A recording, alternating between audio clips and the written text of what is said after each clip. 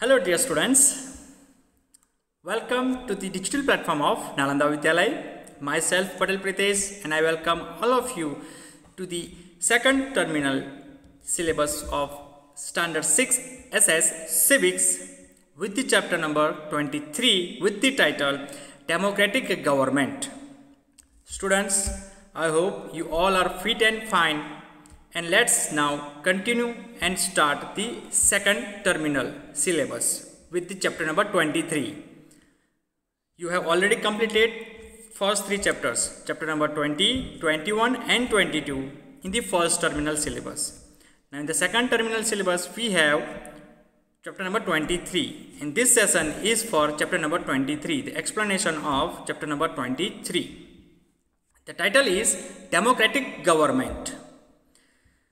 Chapter number 22 with the title, yes, if you remember that one, yes, it is directly linked or connected with the previous chapter, chapter number 22, because it is the part of that chapter number 22, because we have basically three different types of, yes, governments that are, please remember, first number dictatorship, then monarchy, and third one we learned that democracy.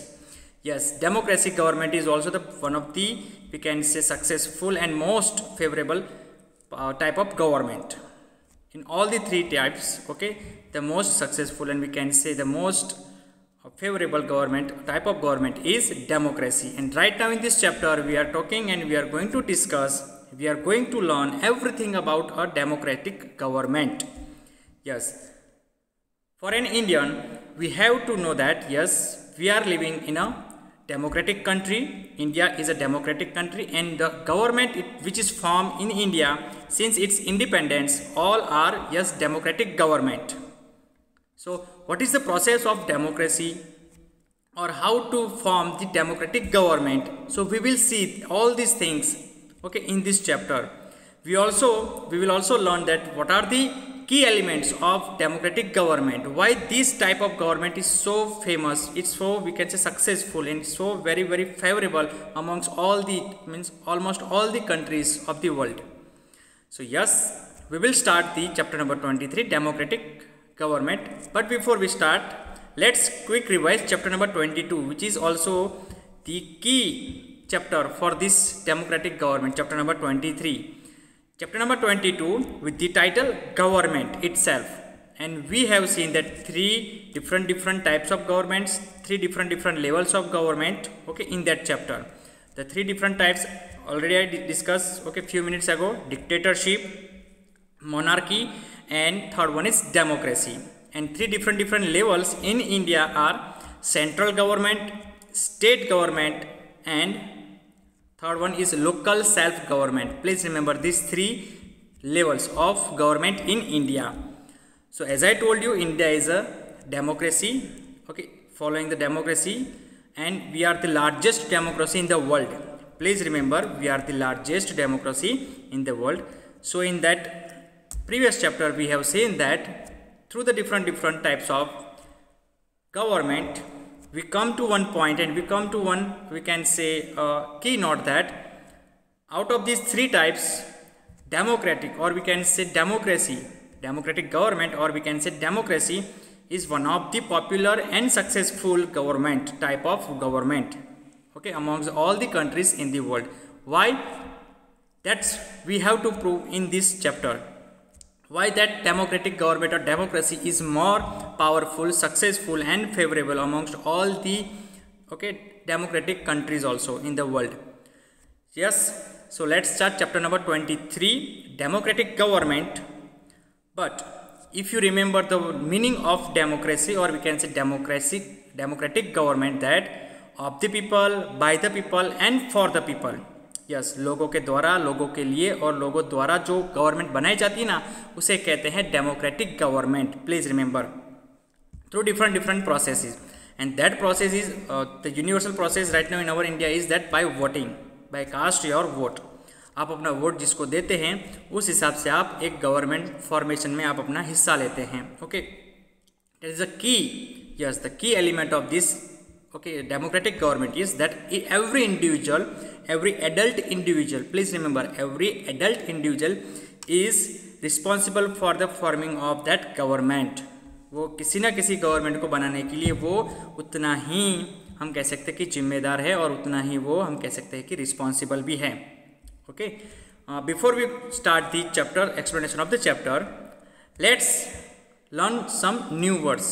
So we have some words to know which are the words. Okay, they will come in the chapter, but before starting the chapter I want to try that all the words that which are new, okay, you will first read it, listen it and remember it carefully.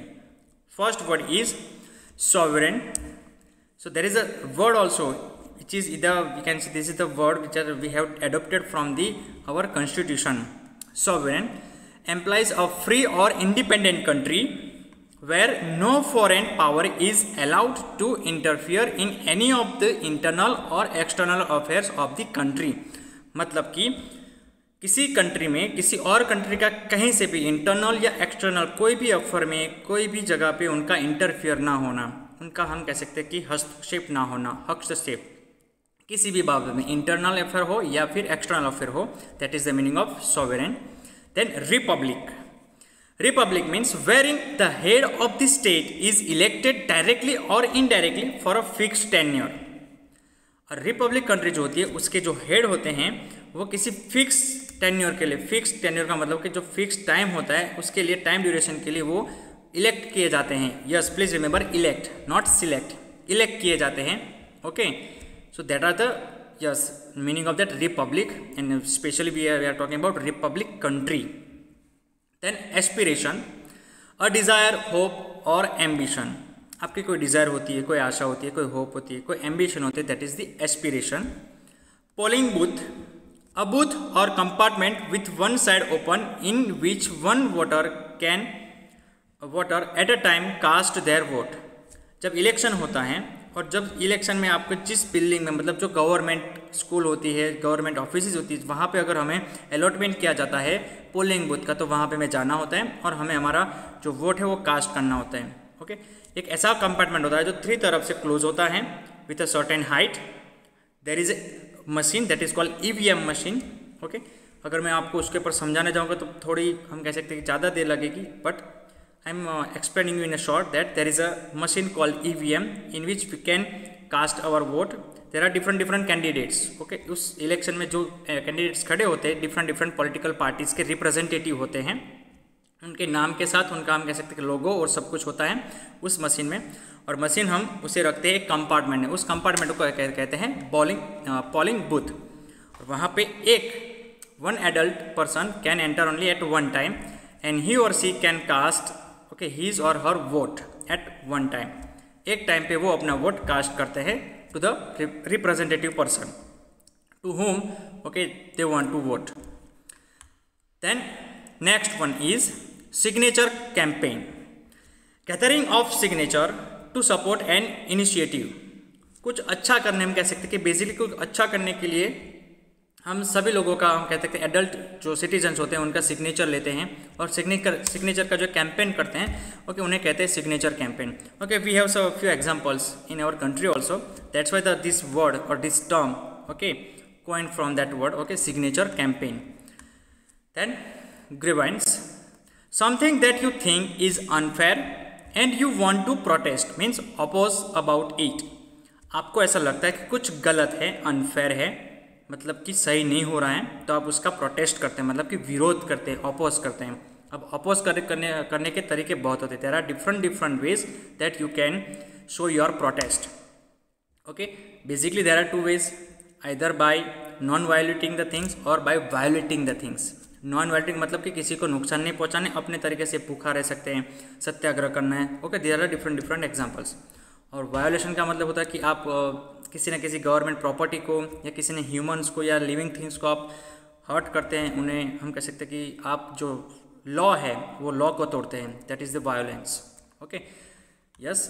Next word is manifesto, a public declaration of policy and aims issued before an election by a political party or a candidate. जब election होता है तो election के थोड़े पहले जो election commission होता है हमारे कंट्री का, वो उसकी एक डेट मतलब उसका स्केड्यूल बनाता है। उस दिन से किसी ने मतलब कोई भी पॉलिटिकल पार्टी या कोई भी कैंडिडेट कोई भी अपनी पार्टी का प्रचार नहीं कर सकते, कुछ भी नहीं कर सकते, लेकिन उसके पहले ओके वो पॉलिटिकल पार्टी सब और वो कैंडिडेट सारे अपने हम कह सकते कि फुल पावर में ट्राई करते हैं वोटर्स को रुझाने के लिए। ओके उनके हम कह सकते हैं कि बातों में आए और वो उनकी बातों को मान के उनके सारे जो वादे होते हैं उनको मान के उनको वोट दें। तो ये सारी जो बातें होती है वो किस में वो लिखते हैं, yes that is the word manifesto. ये उनकी मैनिफेस्टो में होती है, मतलब कि जो भी कोई कैंडिडेट होता है या भी कोई पॉलिटिकल पार्टी जो होती है जो रिप्रेजेंट करती है इलेक्शन में, तो वो अपने वोटर्स को याद रखना, वो अपने वोटर्स को रुझाने के लिए, मनाने के लिए या फिर हम कह सकते हैं उनके फेवर में वोट करें, उसके लिए वो अपने अलग अलग स्कीम से, प्रोग्राम से और पॉलिसीज से, स्कीम्स होती है, प्रोग्राम्स होती है, पॉलिसीज होती है, वो अंदर मैनिफेस्टो में लिख के आते हैं कि हम ये करेंगे, हम ये करेंगे, आपकी ये प्रॉब्लम है हम ये सॉल्व कर देंगे। There are many things okay etcetera are there, so it is called manifesto. So एक पब्लिक डिक्लेरेशन होती है, यस याद रखना ये एक पब्लिक डिक्लेरेशन होती है, कोई हिडन एजेंडा नहीं होते हैं, ये कोई हिडन थिंग्स नहीं होती। Okay they are going to declare everything in the public, okay, in the media also and everywhere. So this is our party's manifesto. These are the things that we want to do. If you will elect us, okay, we will do these things for you. So this is called manifesto. Next one is dialogue. This word is or this term is literally different. Dialogues are not the dialogues that we are hearing from one character to another character in a movie or serial. Dialogue means a process wherein two people or groups have discussions in order to solve problems. जब कोई problem होता है तो दो group या दो person जो कहते हैं वो आमने सामने बैठ के बातों से, याद रखना बातों से जो प्रॉब्लम है उसका सॉल्यूशन ढूंढने की ट्राई करते हैं। प्लीज रिमेंबर बातों से, okay with the dialogues. Argument जिसे हम कह सकते हैं कि आर्ग्यूमेंट काउंटर आर्ग्यूमेंट्स हो सकती है, ओके तो बातों से ही अगर प्रॉब्लम का सॉल्यूशन आता है तो it is called the dialogue solution. Next word is negotiation. ये टर्म बहुत बड़ा है, please remember negotiation, a formal discussion wherein people और groups try to reach an agreement especially in a political और business situation. कोई business में या कोई पॉलिटिकल पार्टीज के बीच में, कोई मेंबर्स के बीच में या फिर हम कहेंगे ग्रुप्स के बीच में कोई अनबनाव रहता है, डिस्प्यूट्स हो जाते हैं, कोई प्रॉब्लम आती है, तो वो पब्लिकली याद रखना ऑफिशियली जो फॉर्मल डिस्कशन करते हैं ना उन्हें कहते हैं नेगोशिएशन। और कोई ऑफिशियली कोई हम कह सकते हैं पब्लिक लाइफ में डिक्लेयर ना हो, अगर ऐसा सॉल्यूशन होता है ना तो उसे डायलॉग कहते हैं। ओके कि अंदर ही अंदर जो खत्म हो जाता है वो प्रॉब्लम का सॉल्यूशन हो जाता है, पार्टी के अंदर ही अंदर वो मना लेते हैं तो उसे कहते हैं डायलॉग सॉल्यूशन। लेकिन उन्हें कुछ ना कुछ जाहिर करना पड़ता है, पब्लिकली कहना पड़ता है, ओके तो वहाँ पे आता है नेगोशिएशन, क्योंकि वहाँ पे कुछ एग्रीमेंट्स भी होते हैं, okay specially political and business situation में जब होती है तब। स्पेशली याद रखना बिजनेस सिचुएशन में नेगोशिएशन बहुत होते हैं, पॉलिटिकल में भी होते हैं, क्योंकि वहाँ पे तो हम कह सकते हैं कि कोई एक पार्टी से अगर उठाए तो दूसरी पार्टी मानने के लिए, उसे ना जाने के लिए, उसे मनाने के लिए नेगोशिएशन भी होते हैं। There are different examples, okay we will learn in that different chapters. Next word is equality, a principle by which all people regardless of differences in race, religion, caste, sex and wealth are treated in the same way। एक principal है, एक ऐसा हम कह सकते हैं कि rule है, रेगुलेशन है, जिसमें कि सारे लोग रिगार्डलेस कि उनका कौन सा कलर है, कौन सा धर्म है, वो कौन से कास्ट के हैं, उस कौन सा हम कह सकते हैं कि मेल है या फीमेल है, वो कितने पैसे वाले हैं या कितने गरीब है, वो सब कोई दिखता नहीं है, लेकिन उनके लिए एक ही जो प्रिंसिपल है वो है इक्वालिटी, मतलब कि समानता। Okay all are equal means all are equal, either is a poor person or either it is a okay very rich person or wealthy person। next word is justice, equality से जुड़ा होता है दूसरा word है justice, the fair and equitable treatment, I will repeat, the fair and equitable treatment of all individuals regardless of caste, creed, religion and sex under law। Justice का मतलब है कि फेयर, मतलब कि जो होना चाहिए था अच्छे के साथ अच्छा और बुरे के साथ बुरा। ये जस्टिस का एक सिंपल सा, जस्टिस वर्ड का एक सिंपल सा हमारे दिमाग में जो डेफिनेशन है, that is justice means okay good for, okay we have to do good for good things and we have to do bad for bad things और बैड पर्सन्स। अच्छे के साथ अच्छा करना और बुरे के साथ बुरा करना, उसे कहते हैं justice. Okay fair, we can say that word. इसमें भी कोई हम कह सकते कास्ट, क्रीड, रिलीजन, सेक्स या हम कहेंगे कुछ भी बीच में नहीं आता है। जो दोषी है उन्हें सज़ा मिलनी चाहिए और जो दोषी नहीं है उन्हें सज़ा नहीं मिलनी चाहिए। That is the main word, that is the justice. Okay, न्याय जिसे कहते हैं, गुजराती शब्द या हिंदी शब्द जिसे कहते हैं न्याय। ओके, तो न्याय जो होना चाहिए वो कैसा होना चाहिए? Yes, very loyal, okay, very fair, और we can say the justice would be, should be and must be very equal and it should be yes treated under the law for everyone। Law के हिसाब से सबके पास एक जैसा ही justice होना चाहिए। Okay, उसमें हम कोई दूसरा हम कह सकते कि दूसरे कंडीशंस डाल नहीं सकते कि ये मंत्री का बेटा है, ये इसका बेटा, इसलिए इसके लिए हम ये माफ़ कर सकते हैं। Okay, not like that. Okay, justice जो है, न्याय है, वो सबके लिए एक होना चाहिए और लॉ भी है वो सबके लिए एक ही है। Okay, our constitution also told that everyone is equal before law। everyone is equal before मतलब कि हमारे जो न्याय तंत्र है और हम कहते हैं कि जो हमारा कानून है उसके सामने सब कोई एक है। either it is a prime minister or we can say okay post of prime minister or we can say the post of a poor person। okay, और वो प्यून भी हो तो भी। so students, these are the words that we have to know and we have to learn it for this chapter number 23। yes, after the explanation of these new words, let's start chapter number 23। okay, what are the things that we have to discuss, we have to learn in chapter number 23? The big idea is that what is a democratic government? First of all, the question is very good one, what is a democratic government? Elements of democracy, which are the key elements of democracy, we will see one by one। Let's have some kind of extra knowledge by that newsmaker Abraham Lincoln। the picture, okay, you can see here is a picture of Abraham Lincoln, was one of the greatest presidents of the United States of America, USA। Lincoln defined democracy as, Lincoln ने ही democracy को define किया था, the government of the people, by the people and for the people। He abolished slavery in the USA। He practiced law before becoming a politician। उन्होंने ही America में जो slavery word जो हम कह सकते हैं कि स्लेवरी जो हम कह सकते हैं कि बुरी हैबिट जो बन गई थी उन्होंने एबोलिश किया था, ख़त्म किया था अमेरिका में, और वो अमेरिका के अब तक के सबसे ग्रेटेस्ट प्रेसिडेंट में से एक हैं। Yes, remember the name Abraham Lincoln and he give that definition of the word democracy, that the government of the people, by the people and for the people। now here we have a word and meaning of the word democracy। democracy means again a form of government where people have the right to participate in the governance of the country through their elected representative। एक ऐसी government का form जहाँ पे लोग जो है उनको खुद को राइट होता है पार्टिसिपेट करना कि अपने ही हिसाब की गवर्नमेंट बने, अपने ही जैसे कि लोग रिप्रेजेंटेटिव करें गवर्नमेंट में, तो उन्हें वो वोट करके इलेक्ट करके वहाँ पे हम कह सकते हैं कि गवर्नमेंट बनाते हैं। तो formation of this government, this kind of government, okay, democratic government is directly done by the yes population और we can say citizens of that country. उसी देश के जो लोग होते हैं वही डेमोक्रेटिक गवर्नमेंट का हम कहते हैं कि अहम हिस्सा होते हैं, वही तय करते हैं, वही चूज़ करते हैं कि यस किसकी सरकार बननी चाहिए और किसकी सरकार नहीं बननी चाहिए, कौन सा उनका रिप्रेजेंटेटिव आगे जाना चाहिए और कौन सा रिप्रेजेंटेटिव को आगे नहीं ले जाना चाहते क्योंकि उन्होंने कुछ काम किया नहीं होगा या फिर उनके जो वादे होते हैं, प्रोमिसेस होती है, पॉलिसीज़ होती है, प्रोग्राम्स होते हैं, वो उनको इतने इफेक्टिव नहीं लगते हैं। Okay, we will see everything in detail how a democratic government form in that country, especially in India। yes, here are the few key elements of that democracy। electing representatives by exercising right to vote। yes, first of all, right to vote। when you will become, or we can say you will become as enough or elder than 18 years, you will get that first right to vote। तो right to vote क्या है? जब भी हमारे country में और हमारे state में जैसे भी डिफरेंट इलेक्शंस आती हैं, उस इलेक्शन में आपको मत देने का जो अधिकार होता है ना, उसे कहते हैं राइट टू वोट। जैसे जैसे आप बड़े होंगे स्टूडेंट्स, आपको पता चलेगा कि आपके कौन कौन से पावर होते हैं एक डेमोक्रेटिक कंट्री में।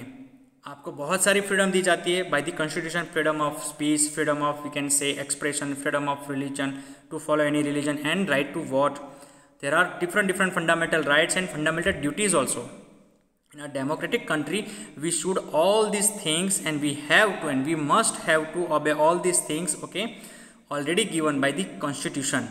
हमारे जो कॉन्स्टिट्यूशन ने हमें जो दिया है उन्हें हमें ऑबे भी करना चाहिए और उसे हमें हम कह सकते हैं उसे फॉलो भी करना चाहिए। लेकिन as an adult citizen we have certain duties also that we have to strictly follow. So when you will become elder you will understand everything in detail. First of that is yes right to vote. जब आप adult बन जाते हैं 18 years के ऊपर जब आपकी as हो जाती है 18 ईयर्स हो जाते हैं तब आप इंडिया के सिटीजन के एडल्ट सिटीजन में आ जाते हैं और आपको एक हक दिया जाता है और वो हक है right to vote. Please remember. Then expressing public opinion through mass media. फिर आपको बहुत सारी चीज़ों की हम कह सकते हैं कि फ्रीडम है। उसमें आता है फ्रीडम ऑफ एक्सप्रेशन कि आपको कोई बात अगर गवर्नमेंट की अच्छी नहीं लग रही है, किसी रिप्रेजेंटेटिव की अच्छी नहीं लग रही, तो आप उसे अपोज भी कर सकते हैं, उसके ऊपर ओपिनियन भी अपना दे सकते हैं। Yes freely. Okay so don't afraid of anything in that democratic government. Third one is freedom of speech and expression, freedom to practice any religion freely, freedom to move within the country. These are all the freedoms that already given to a citizen, okay, of that democratic country. Conflict resolution through dialogue and negotiation, it is also the key element of democracy. And equality and justice, one of the most, okay, we can say key element in that democratic government is equality and justice. सबका साथ हम कह सकते हैं कि equal जो न्याय होता है और सबके साथ जो इक्वालिटी होती है वही इस मेन जो हमारी है डेमोक्रेसी जो फॉर्म ऑफ गवर्नमेंट है और डेमोक्रेटिक गवर्नमेंट है उसकी सबसे बड़ी जो की एलिमेंट ये वही है कि अगर कोई हम कह सकते हैं कि बहुत ही अमीर वाला जो लोग होते हैं उनके जो लोग कोई ना कोई गलती करते हैं और जो गरीब लोग होते हैं वो भी गलती करते हैं, तो दोनों के लिए एक ही तरह का कानून होना चाहिए। That is the justice and that equality also. So students, we will learn how a democratic government form in that democratic country and which are the key elements especially in India. Yes, we will talk about our India only. So for an Indian citizen you must know about right now current government of India, especially with your we can say central government and your state government.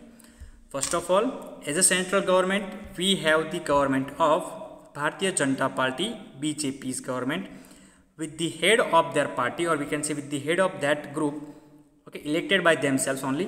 It is, yes, the post of that person, okay, as the Prime Minister. So he is the Prime Minister of India right now, and the name of the Prime Minister of our country is, yes, who is that? Shri Narendra Damodar Das Modi. Narendra Damodar Das Modi. And we have also president, but actually in the functionality of the country, who is the head of the country? Yes, Prime Minister, because Prime Minister functions a lot. Yes, presidents have the supreme power to deal with all the kinds of we can say affairs, okay, internal affairs or external affairs, but we can say the Prime Minister have yes that kind of functional powers. जो हम कहते हैं जो working powers होते हैं ना वो Prime Minister के पास होते हैं, because he okay was elected by the people of India, okay, as he is the head of the democratic government. Please remember.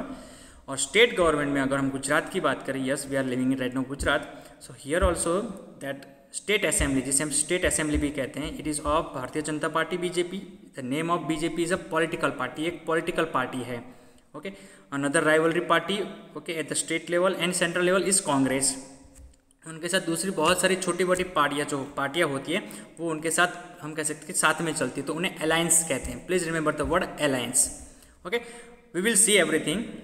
Here you can see that few persons have raised their first finger by okay having a kind of color, okay, on that first finger. So that is nothing but this is the symbol of that vote. एक vote का वो power यहाँ पे हम दिखा सकते हैं कि एक वोट का पावर बहुत होता है. one person can make okay thousands and crores persons vote. So ये जो है वो हमारा हम कह सकते हैं कि पावर ऑफ वोट के बारे में बात हो रही है यहाँ पे. And we are different. Yes, we are all different by our caste, we can say religion, okay, race, we can say also with different cultures, but we have to cast our vote for the formation of the democratic government. Yes, before to start the real explanation of that or textual explanation of the chapter, let's have some brief knowledge of our types of government and especially the 3 levels of government in India. Okay, let's see that one. So dear students, according to our Constitution of India, we have adopted the federal government, in which there are two types of government, central government and state government, that are levels of government. Okay, both will work simultaneously and with the cooperation of each other, but the main part, or we can say the main power, in the hands of the central government. Okay, we will see one by one all the things. Then talking about the first one, central government, we have two houses, or we can say जो हमारे दो houses है हमारे government के, central government के, they are called Rajya Sabha means upper house and Lok Sabha means lower house.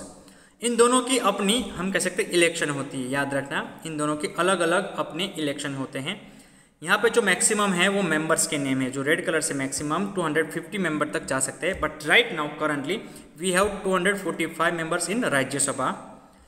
Talking about Lok Sabha, it is also called lower house, it can goes up to maximum 552 members, but right now we have 545 members, in which 2 members are selected by the president by Anglo-Saxon category of that peoples. Okay, वो पहले से ही हम कह सकते हैं कि constitution में लिखा गया है। So जो सीट्स के ऊपर हम कह सकते हैं कि इलेक्शन होते हैं वो होते हैं 543 एक्चुअल नंबर। यस, प्रेसिडेंट है वो हम कह सकते हैं कि ये लॉ के हिसाब से वो इलेक्शंस का हम कह सकते हैं कि ऑर्डर जारी भी करते हैं, because of that fixed time. Now type of elections in India, basically 3 types, please remember. It is not in this our chapter number 23, it is we can say part of this chapter number 22 का हम जो आगे का part है, और chapter number 23 का जो part है कि इलेक्शन डायरेक्ट जो बोलते हैं, तो इलेक्शन कैसे होते हैं, कौन कौन से टाइप के होते हैं। So first one, Lok Sabha elections, जो प्रेसिडेंट के लिए पूरे कंट्री को गवर्न करने के लिए जो हम डेमोक्रेटिक गवर्नमेंट बनाते हैं, for that Lok Sabha election. Rajya Sabha election, जो हमारा जो अपर हाउस है राज्यसभा, जिसमें लॉ हम जो बनाते हैं, मतलब जो कानून बनाता है, जो लेजिस्लेटरी वहाँ पे बैठते हैं, उनके लिए होता है Rajya Sabha election. And third, state assembly elections, please remember, जो स्टेट में सेम टू सेम जो होता है, किसके जैसा, लोकसभा के जैसा ही होता है। और लोकसभा और राज्यसभा की दोनों की जो हम कहते हैं इलेक्शन की पैटर्न और टेन्योर अलग अलग है। लोकसभा में एवरी 5 ईयर्स के बाद हम कह सकते हैं कि इलेक्शंस आते हैं, मतलब कि जो गवर्नमेंट अभी इलेक्ट होके आई है उन्हें 5 ईयर का हम कह सकते हैं टेन्योर मिलता है, टाइम ड्यूरेशन मिलता है। Same in the state assembly, जो भी स्टेट असेंबली में जो भी पॉलिटिकल पार्टी या लीडर जो है ग्रुप, वो अगर जीत के आते हैं तो उन्हें 5 ईयर्स का भी हम कहेंगे टेन्योर मिलता है, वो टाइम मिलता है, टाइम ड्यूरेशन। फिर से 5 ईयर के बाद फिर से हम कह सकते हैं कि इलेक्शन की प्रोसेस होती है। Where in Rajya Sabha election, okay, we have 6 year tenure, but that will be divided into 1/3 of that different candidates during the 2 years of gap। 2 साल के बाद उनका हम कह सकते हैं कि इलेक्शन होता है। मतलब कि यहाँ पे जो ये जो राज्यसभा है उन्हें परमानेंट हाउस कहते हैं, और लोकसभा है वो टेम्पररी हाउस है, मतलब कि वो 5 साल के बाद बदल जाता है, जबकि राज्यसभा जो है वो चलता ही रहता है, 2 साल के बाद इलेक्शन में वो चलता ही रहता है। Okay, now how the Lok Sabha election, okay, all passes from the different processes, and how the democratic government form. After 5 years the Lok Sabha elections held। उसके अंदर हमारे इंडिया में स्पेशली 545 सीट्स है, उसमें जो 2 सीट्स है वो एंग्लो इंडियन की जो है प्रेसिडेंट पहले से ही अलग रखते हैं। सो एक्चुअली हमारे पास है 543 सीट्स का मतलब होता है कि एक जगह होती है, ओके, एक रिप्रेजेंट करता है एक इलाका को, मतलब कि टेरिटरी को, लोकालिटी को। अब हमारे कंट्री में जितने भी स्टेट्स है, यूनियन टेरिटरी, उनको हमने पॉपुलेशन के हिसाब से सारी सीट्स जो हैं वो डिवाइड कर दी है, इक्वली नहीं किए, लेकिन पॉपुलेशन के हिसाब से उन्हें इक्वली डिवाइड किए हैं।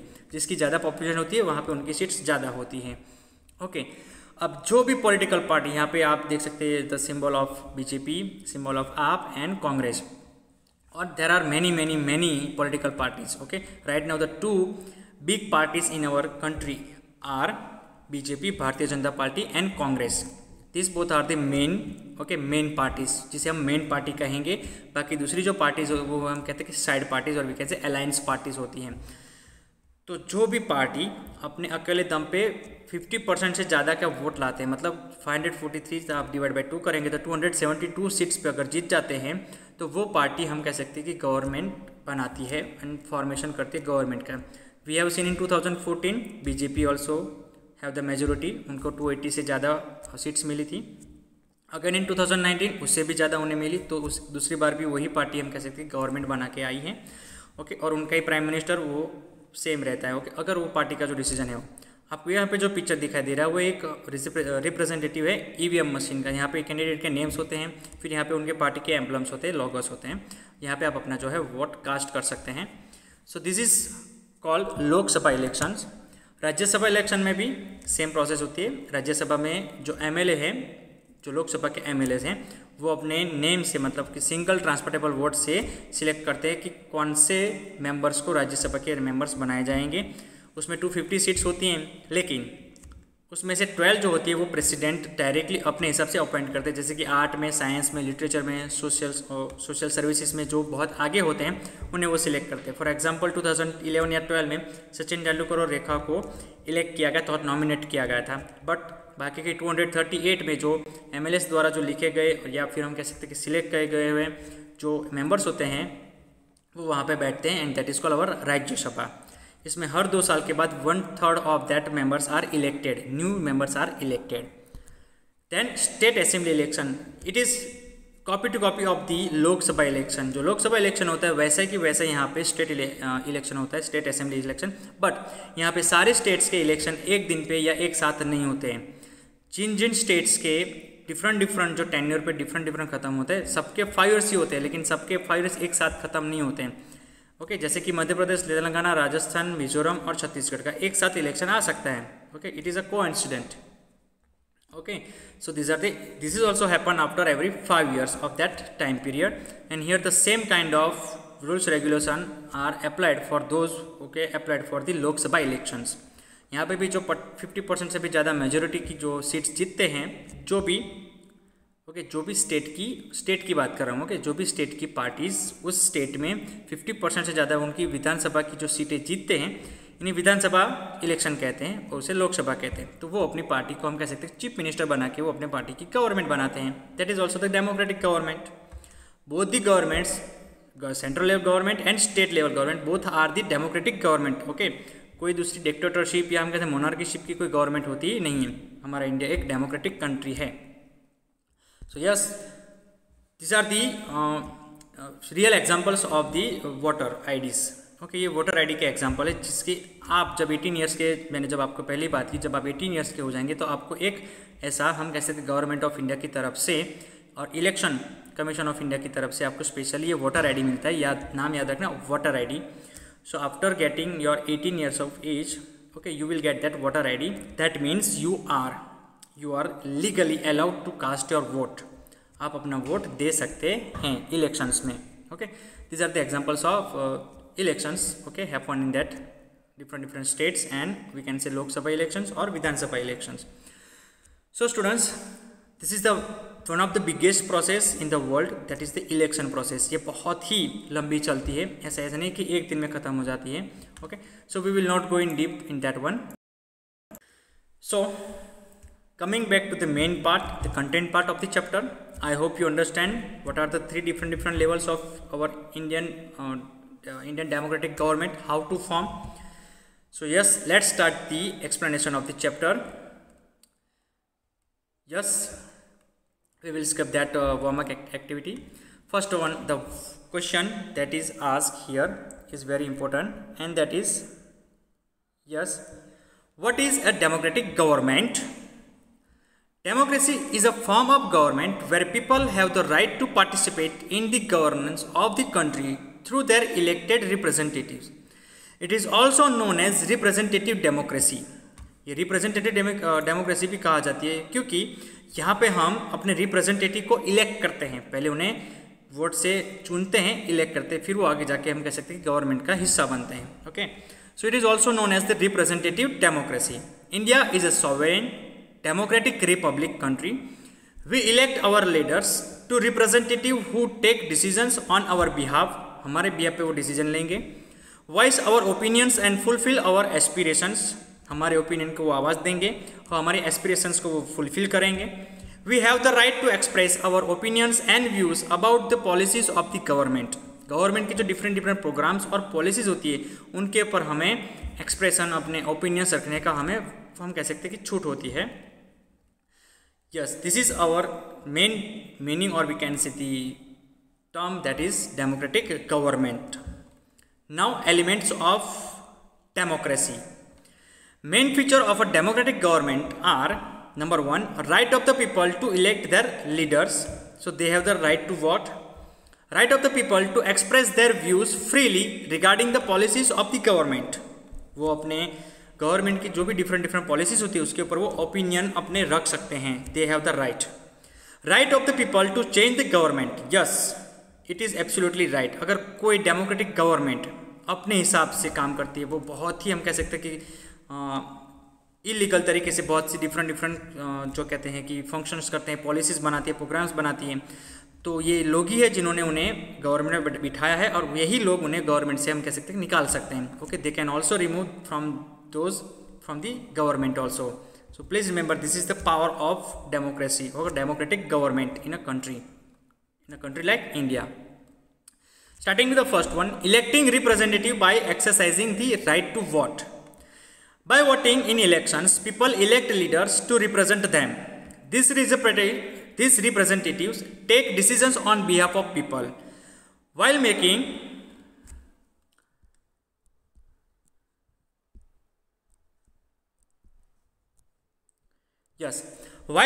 policies, they keep the interests of the people in mind. In a democracy, the government is elected for a fixed period. In India, it is fixed for 5 years, but for Lok Sabha elections and Vidhan Sabha election. At the end of that period, elections are held again. If the people are satisfied with the government, they may re-elect it. अगर वो पुरानी government के work से, उनकी policy से satisfied है, उनके development के सारे काम से वो सेटिस्फाइड है, तो वो फिर से उन्हें इलेक्ट करती हैं। We have the example of 2014 government and 2019 government. If not, they may elect another government. In India, elections are generally held after every 5 years. Yes, as I told you. The Election Commission, please remember the name. The Election Commission announces the schedule for the election. Election का वो पूरा schedule बनाते हैं.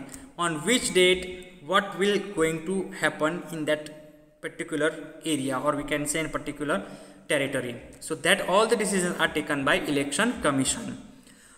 On the appointed day, all adult citizens of India whose names appear in the voters list can go to the polling booth and cast their voters in favor of the candidate of their choice. जिस दिन पे उन्हें appoint किया जाता है कि उस दिन पे उन्हें जाके वोट देना है, तो वो अपनी नज़दीकी उन्हें जो दी गई होती है वहाँ पे पोलिंग बूथ पे जाते हैं। वो अपने साथ में वोटर आईडी जो हमने अभी आगे देखा पिक्चर्स में, वो as a we can say proof कि आपकी जो वोटिंग लिस्ट में आपका नाम है, तो उसके प्रूफ कौन सा है कि yes that you have voter ID with you, your voter ID with you. So you can show and you can cast your vote to the person that you want to elect of your choice. Yes, candidates who secure the maximum number of votes get elected.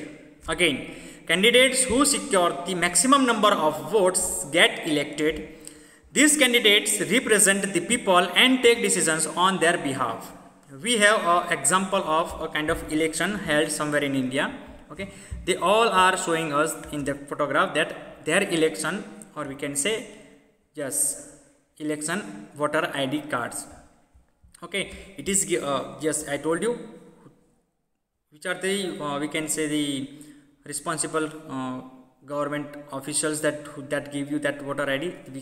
Please remember the name, the Election Commission of India. The name, yes, written over here, that is Election Commission of India, that will give you and provide you that all the list and also the voter ID card after you reach the age of 18 years. That is the adult age, okay, recognized in India for your vote, right to vote. So yes, people with their voter ID cards waiting to cast their votes at the polling booth. Going forward, yes, a kind of information, very good information for all of us. That is, elections held for all seats of the lower house of the legislature after a fixed period are known as general elections. जो 5 year के बाद जो election होते हैं उन्हें general election कहते हैं, जो रेगुलर होते हैं कि 5-5 साल के बाद जो आते हैं उन्हें. Elections that take place before the completion of the actual fixed period for certain reasons are known as mid-term elections. मान लो कि किसी पॉलिटिकल पार्टी को मेजोरिटी नहीं मिलती है, 50% से ज़्यादा सीट्स नहीं मिलती, तो दूसरी पार्टी के साथ वो मिल के गवर्नमेंट बना सकती है। सब कुछ है, ओके। उसके सारे हम कह सकते हैं कि प्रावधान हमारे कॉन्स्टिट्यूशन में दिए गए हैं कि अगर कोई सिंगल लार्जेस्ट पार्टी नहीं आती है, गवर्नमेंट बना नहीं सकती है मेजोरिटी, तो उसके साथ 2-3 और पार्टी उनके कैंडिडेट्स मिल के वो मेजोरिटी को प्रूव करते हैं और उस गवर्नमेंट को कहेंगे alliance government. Please remember the name alliance government. तो जब हम कह सकते हैं कि जब अलायंस गवर्नमेंट कभी कभी बनती है और जब वो टूट जाती है, तब ऐसी सिचुएशन पैदा होती है, तब होते हैं मिड टर्म इलेक्शंस। याद रखना, कौन से इलेक्शन? Mid term elections. Third one, elections held only for 1 or 2 seats either because of the death और resignation of a member are known as by elections. अब ये इलेक्शंस जो हैं वो या तो किसी मेंबर की डेथ की वजह से या फिर उसकी रेजिग्नेशन की वजह से जो सीट खाली पड़ जाती है, मतलब जो एम्प्टी हो जाती है, उस जगह पे वापस इलेक्शन होते हैं, लेकिन वो हम कह सकते हैं कि बहुत ही स्मॉल होते हैं नंबर्स में। That is called by elections. So general elections, mid term elections and by elections. Generally ये जो मिड टर्म इलेक्शन होते हैं वो बहुत ही कम देखने को मिलते हैं, स्पेशली वहाँ पे जब अलायंस की गवर्नमेंट होती है और अगर वो अलायंस टूट जाता है तब जाके मिड टर्म इलेक्शन होते हैं, या तो फिर किसी सिंगल पार्टी के जो मेंबर्स होते हैं, जो इलेक्टेड मेंबर होते हैं, वो पार्टी छोड़ के चले जाएं और फिर वो कह सकते हैं कि yes they are not in the government, then this kind of situation will happen. By elections, as I told you that because of the death of that member or either the resignation of that member, okay, we have to do that election for that seat again. So yes, please remember these 3 different ways. Other ways of participation, दूसरे भी बहुत सारे हम कह सकते हैं कि वे हैं पार्टिसिपेट करने के लिए, कौन से इलेक्शन के हमारे कैंडिडेट को हम कह सकते हैं कि इलेक्ट करने में भी। In a democratic country such as India, people show an active interest in the functioning of the government by expressing public opinion through mass media, that is writing in newspapers and magazines. जो writer होते हैं, editors होते हैं, वो अपने opinions public के कैसे कि उनका सुन के वो लिखते हैं, मैगजीन्स में, न्यूज़पेपर के कॉलम्स में ये सब लिखते हैं, ओके। तो वो उनके ओपिनियन होते हैं, तो ये होता है मास मीडिया। बेस्ट एग्जांपल है, आप अपने जो घर पे जाके न्यूज़ टीवी चैनल्स जो होते हैं वो लगा के आप चालू कर सकते हैं कि हर जगह पे हर कोई पार्टी का हम कह सकते हैं कोई ना कोई रिप्रेजेंटेटिव या स्पोक पर्सन आता है, जिसे हम प्रवक्ता कहते हैं, और वो किसी न्यूज़ एंकर के जो क्वेश्चन आंसर्स होते हैं उनकी पॉलिसीज़ के रिगार्डिंग, उनके डिसीजंस के रिगार्डिंग वहाँ पे क्वेश्चन आंसर्स चलते हैं, जिसे डिबेट कहते हैं, आजकल उसे हम डिबेट कहते हैं। हाँ, okay. So that is the example of that one कि अपने ओपिनियंस वो मास मीडिया के सामने रखते हैं। They can even express their views through electronic media such as TV or radio. Sometimes citizens use methods such as signature campaigns, strikes, rallies, protests and dharnas to draw the attention of the government and express their grievance. ये जो ग्रेवेनेंस है वो हम कहते हैं कि हमारा किसी पर्टिकुलर पॉलिसी या किसी पर्टिकुलर डिसीजन के ऊपर हमारा हम कह सकते हैं कि खुश ना होना, उसका प्रोटेस्ट करना, उसका अपोज करना। क्यों? क्योंकि आपको लगता है कि वो अनफेयर है, उसके अंदर कोई इक्वालिटी नहीं है, जस्टिस नहीं है। That is the main word of that meaning of that word grievance. तो यहाँ पे डिफरेंट सिग्नेचर कैंपेन्स होते हैं, स्ट्राइक्स होती है, रैलीज होती है। स्ट्राइक का मतलब कि बंद कर देना, कोई पर्टिकुलर काम जो होता है वो रोक देना, ओके, जाम कर देना, उसे स्ट्राइक कहते हैं। रैली का मतलब होता है कि बहुत सारे लोगों के साथ, ग्रुप के साथ किसी रोड पे हम कह सकते हैं कि स्लोगन के साथ जो हम बोलते हैं वो रैली होती है। प्रोटेस्ट का मतलब होता है कि कहीं पे बैठ के या पे हम कहीं पे भूखा रह के भी जो करते हैं धरना, उन्हें हम अनशन भी कहते हैं। सत्याग्रह जैसे जो गांधी जी करते थे वैसे ही होते हैं। We have a recent example of yes Anna Hazare who had started that kind of initiative, okay, against that Jan Lokpal bill. He is in the favor of taking that decisions as early as possible to these concern authorities, जो वहाँ पे दिल्ली के जो concern हमारी government होती थी, central government, उसकी authority के सामने वो खड़े हो गए थे। उन्होंने बहुत ही बड़ा हम कह सकते स्ट्राइक की थी, बहुत ही बड़े बड़े धरने किए थे, ओके, वो बहुत ही दिन तक भूखे रहे थे। यस, तब जाके उन्हें हम कह सकते थोड़ी हम कह सकते सक्सेस मिली थी, उतनी भी नहीं मिली जितनी वो चाहते थे, ओके। और उसके बाद वहाँ पे जितने भी वहाँ पे जो धरने में थे वो लोगों ने अपनी खुद की पॉलिटिकल पार्टी बनाई जिसका नाम था आप। जो आप अरविंद केजरीवाल जो देख रहे हैं वो यहीं पहले हम कह सकते हैं कि इनकी साथ थे, उनके ग्रुप में ही थे जो धरना देते थे। फिर उन्होंने अपने एस्पिरेशंस को लोगों को दिखाने के लिए वो अपनी अपनी पॉलिटिकल पार्टी में आ गए और उसका पार्टी का नाम जो है वो आप पार्टी है। ओके, सो धरना टू प्रोटेस्ट अगेंस्ट करप्शन। यहाँ पे जो लोग होते हैं वो कहीं पे हम कैसे किसी पॉलिटिकल पार्टी को बिलोंग नहीं करते, वो पब्लिक होती है, सिटीजन्स होती है कंट्री की। ओके, उन्हें किसी न किसी पॉलिसी या हम कह सकते हैं कि किसी न किसी डिसीजन के ऊपर उन्हें प्रॉब्लम होता है। That's why they are protesting and they are doing the dharnas and other things. As citizens of a democracy, people should do the following things. Always exercise their right to vote. हमें हर बार हर election में vote देना चाहिए। Please remember this thing, when you will become 18 years of age, means adult citizen of India, you have to do the same kind of things, okay, in every election. Vote for the candidate after understanding his or her manifesto. Manifesto का मतलब कि वो अपने agenda में क्या रखना चाहते हैं, मतलब वो उनकी गवर्नमेंट बनेगी तो वो क्या क्या करेंगे आपके लिए या कंट्री के लिए या स्टेट के लिए, वो समझ के सोच समझ के आपको अपना वोट कास्ट करना चाहिए, मतलब कि देना चाहिए। Then stay in touch with the happenings of the country. आपको कंट्री के बारे में पता होना चाहिए। ओके, आप ऐसा नहीं कि ऐसा हो रहा है वैसा हो रहा है, आपकी लोकेलिटी में भी बहुत कुछ हो जाती है तो आपको पता भी नहीं चलता है। No, so be aware and in touch with that happenings of the country. Be aware of the policies of the government. Government की पॉलिसीज भी आपको उससे आपको अवेयर रहना चाहिए। अचानक आपको कोई पूछते कि what is this voter ID, तो आपको पता भी ना हो। अगर as an adult citizen if you don't know what about voter ID and what is the election process, then it is not good for a active citizen of that democratic country. Next one is accountability. So this is the key element of democratic country, that is democratic government, it is accountability. Another key element of democracy is accountability, which means being responsible for one's actions. किसी के action के लिए आप जिम्मेदार हो, उसे कहते हैं accountability. The representatives are accountable to the people if they are found to be corrupt, dishonest or irresponsible. अगर वो खुद करप्ट है, डिसऑनेस्ट है या इररिस्पॉन्सिबल बिहेवियर करते हैं या वर्क करते हैं तो उसके लिए वो जिम्मेदार हैं। जिन्होंने आपने जिन्हें रिप्रेजेंटेटिव बना के इलेक्ट किया है तो वो जिम्मेदार ठहराए जाते हैं। The judiciary and the police play a productive role in dealing with dishonest representatives and bringing them to task. मतलब उन्हें जो भी सज़ा देनी होती है वो देने के लिए हम उन्हें जो जुडिशरी और पुलिस है वो अपना काम करते हैं।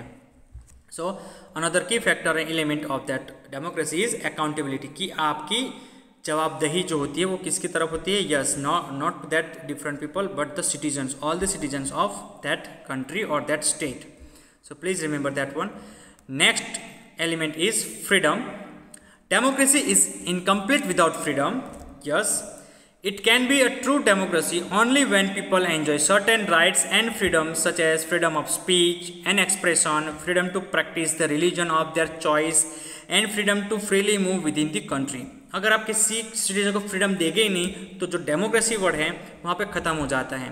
तो फिर आइदर दो जो हमारी दूसरे जो टाइप्स की जो गवर्नमेंट थी, आइदर डिक्टेटरशिप या मोनार्की, ये दोनों में से किसी एक पे हम कह सकते हैं कि ऐसी गवर्नमेंट चल रही है। डेमोक्रेसी का मतलब ही होता है freedom, freedom to the people, freedom to the meaning of the democracy, for the people, by the people and to the people. Okay, there are different definitions on that one. So democracy is incomplete without freedom. Yes, such freedom can be enjoyed within the limits of law and without harming the interest of other men, other members of society or communities. Freedom के नाम पे किसी को मारना, किसी को hurt करना, किसी को हम कह सकते हैं कि नुकसान करना, वो फ्रीडम नहीं है। लेकिन जो कानून के तहत, जो लॉ के तहत हमें जो फ्रीडम मिलती है, all the rights and freedom that we got as discuss, freedom of expression, freedom of speech, freedom of we can say to move freely anywhere in the country, freedom of following practice any religion of his or her choice. तो ये सारे जो freedoms है उसमें किसी को किसी जात का नुकसान होता नहीं है। So remember this thing also. Resolving conflicts. Resolving conflicts का मतलब है कि जो भेदभाव है, जो भी तनाव है, जो भी हम कह सकते हैं कि प्रॉब्लम्स है, उन्हें सॉल्व करना। Possibility of conflicts does exist in our society despite constitutional provisions. हमारे कॉन्स्टिट्यूशन के बहुत सारे प्रोविजन इक्वालिटी के लिए हैं, लेकिन हमारी सोसाइटी में कॉन्फ्लिक्ट का हम कह सकते हैं कि पैदा होना स्वाभाविक है। कैसे? especially if a country has people belonging to different cultures, regions, races, and religious groups. There is a major possibility of conflict. On such occasions, it is the duty of the government to step in and resolve the conflict. हमारे जो society हम कहते हैं, हमारे जो country में वो बहुत लोग जो हैं वो अलग अलग कल्चर से आते हैं, रीजन से आते हैं, अलग अलग रिलीजियस ग्रुप से आते हैं, तो ये कॉन्फ्लिक्ट होना स्वाभाविक है, क्योंकि एक रिलीजन के हम कह सकते हैं कल्चर्स दूसरे रिलीजन के कल्चर के साथ कभी मैच नहीं होंगे, तो क्या होगा, कॉन्फ्लिक्ट ही होगा। ओके, तो हमें ये सारे जो कॉन्फ्लिक्ट्स है वो रिजॉल्व करने होंगे, और इसका जो सबसे ज़्यादा रिस्पॉन्सिबल कौन होता है, yes, this is the duty of the government. जिस गवर्नमेंट को आपने इलेक्ट किया उनकी ड्यूटी होती है कि ये सारे जो कॉन्फ्लिक्ट्स होते हैं सिटीजन्स के बीच में वो उन्हें रिसॉल्व करें। Let us take some common examples of conflicts. See how they arise and steps the government can take to prevent them to reduce their occurrence. Government कैसे उसे रोक भी सकती है स्टेप्स से कि जो प्रॉब्लम है वो आगे जाके बढ़े ही नहीं। Okay, yes, processions are often taken out by different communities and religious groups. They follow certain routes and members of the other groups can find a reason to disrupt these processions due to some real or imagined happenings in the past. ये हम कह सकते हैं, थोड़ा deep में अगर जाने की ज़रूरत नहीं है इसमें, लेकिन इसमें कह सकते हैं कि जो डिफरेंट रिलीजन्स के लोग होते हैं वो डिफरेंट कल्चर्स और हम कह सकते हैं कि रिचुअल्स मानते हैं, मान्यताएं मानते हैं, तो दूसरे जो रिलीजन के लोग होते हैं वो उन्हें डिस्टर्ब करते हैं, उनका मतलब उनको इंटरफियर करते हैं उनकी रिचुअल्स में, कल्चर्स में, मान्यताओं में। तो ये जो कॉन्फ्लिक्ट का है सबसे बड़ा हम कह सकते हैं कि उदाहरण हो सकता है, क्योंकि दूसरा कोई हम कह सकते नहीं कि जो फेस्टिवल्स होते हैं उनके ही प्रॉब्लम होता है कि ये फेस्टिवल्स उनके कल्चर ही होता है, उनके रिचुअल्स होते हैं, ये रिचुअल्स जो हम कह सकते हैं सालों से चले आ रहे हैं, सदियों से, तभी तो वो फेस्टिवल बनता है। Okay, so this is the example of that kind of conflicts. Yes, now interstate disputes too are common reason for conflicts. State के अंदर भी बहुत सारे प्रॉब्लम होते हैं। सबसे पहला प्रॉब्लम हम कहेंगे नेचुरल रिसोर्सेज का होता है, उसमें होता है रिवर वाटर का भी।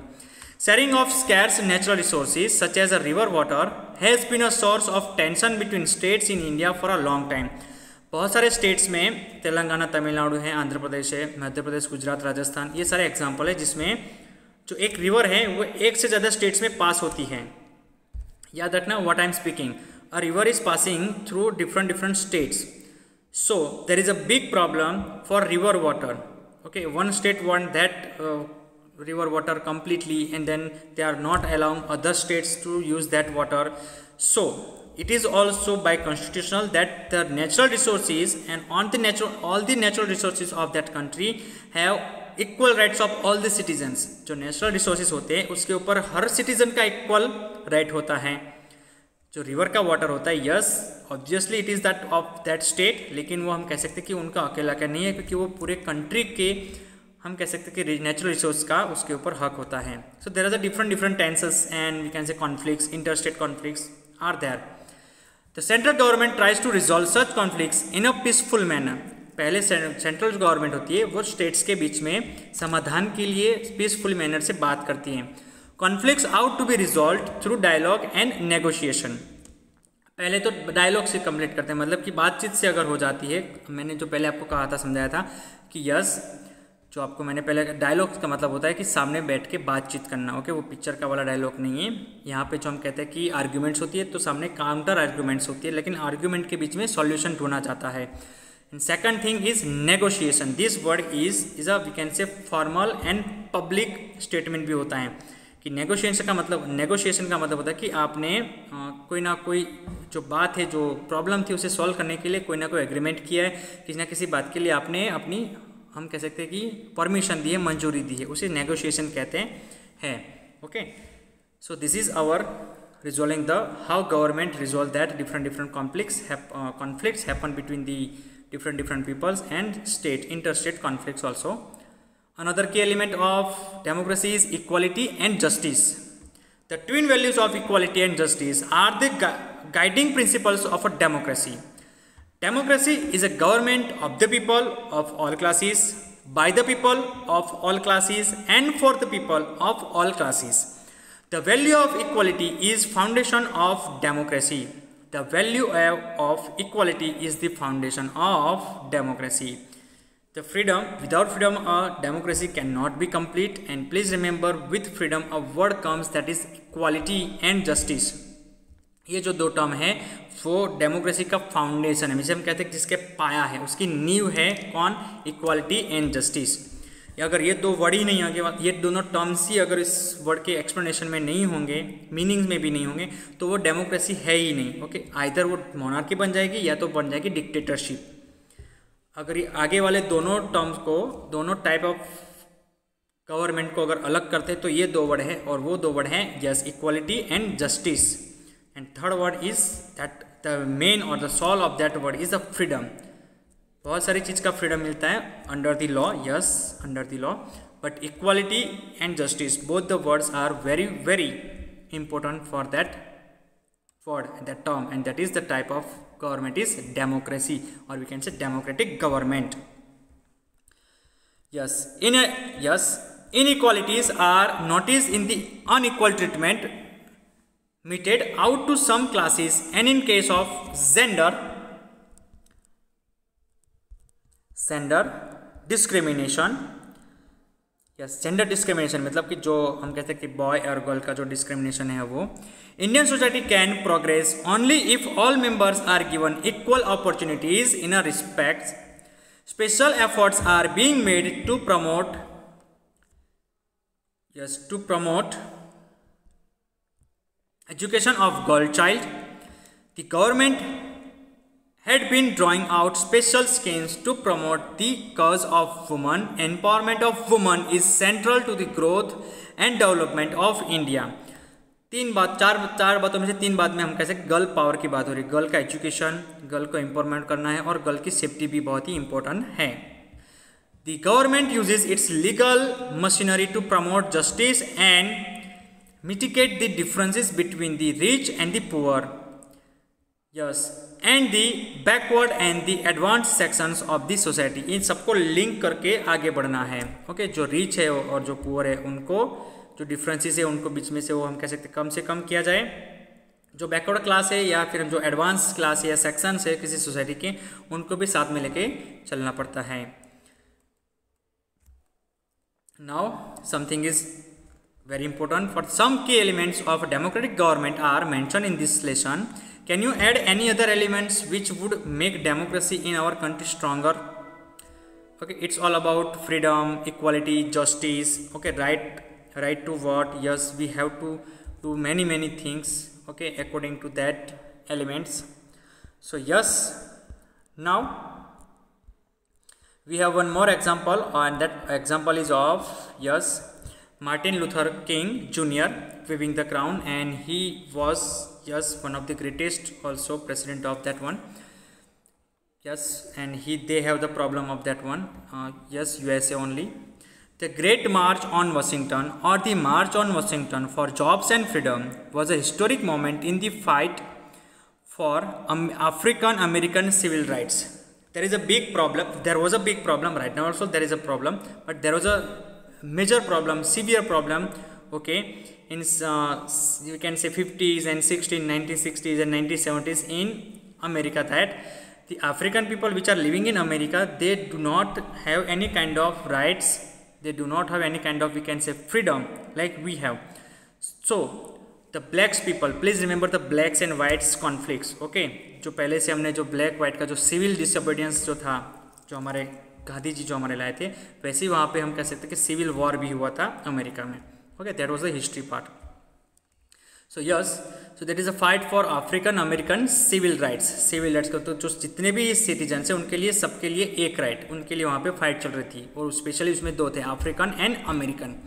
The March was one of the largest political rallies for human rights in the history of the United states.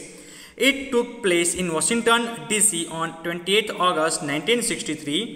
More than 2 lakh people marched together in support of civil and economic rights. Yes, how many? More than 2 lakh people. A majority of them African American themselves, and the remaining were the white supporters of the cause. जो main problem था, main जो कारण था ये rally निकालने का, कि जो ब्लैक थे उनके साथ जो इनइक्वालिटी हो रही थी, इनजस्टिस हो रही थी, उनके खिलाफ ये रैली निकाली गई थी। हमारे सामने बहुत बड़ा एग्जाम्पल है कि अगर आप किसी पर्टिकुलर ग्रुप्स के ऊपर कोई पर्टिकुलर इनजस्टिस या इनइक्वालिटी करते हैं तो वो भी फ्रीडम के जरिए, freedom of right, freedom of expression, बहुत सारी वो जो हम कह सकते हैं कि प्रोविजंस हैं कॉन्स्टिट्यूशन में, वो यूज़ करके सारे जो इनइक्वालिटी, इनजस्टिस के जो रूल्स रेगुलेशन है उन्हें चेंज कर सकते हैं। So we have that kind of yes big example. Yes, a majority of them African American themselves and the remaining were the white supporters of the cause. It was at this march that Martin Luther King Jr. gave his iconic speech. उन्होंने एक बड़ी हम कह सकते हैं iconic speech दी थी वहाँ पे। I have a dream. The next year the Civil Rights Act was passed. Civil Right Act passed हो गया इसी रैली की वजह से, followed by the Voting Rights Act a year later. फिर उन्हें वोट करने का भी हम कह सकते हैं कि अधिकार मिला। Do you think this rally was successful? Yes, of course. And this rally also gives inspirations to many other countries and many other peoples of this world also, of different countries. So yes, students, this is all about our chapter number 23, that a democratic government, in which we have seen that how a government form, especially democratic government form, and which are the key elements of the democratic government. So I hope you understand and you learn everything in detail. Okay, try to revise all the things again by going back to the videos and watch this video, observe this video again and again. Now in the next session we will try to resolve all the doubts according to that chapters, textual exercises and all the questions that are in the exercises is there. Okay, so till now we have to meet in that second session. So goodbye, thank you.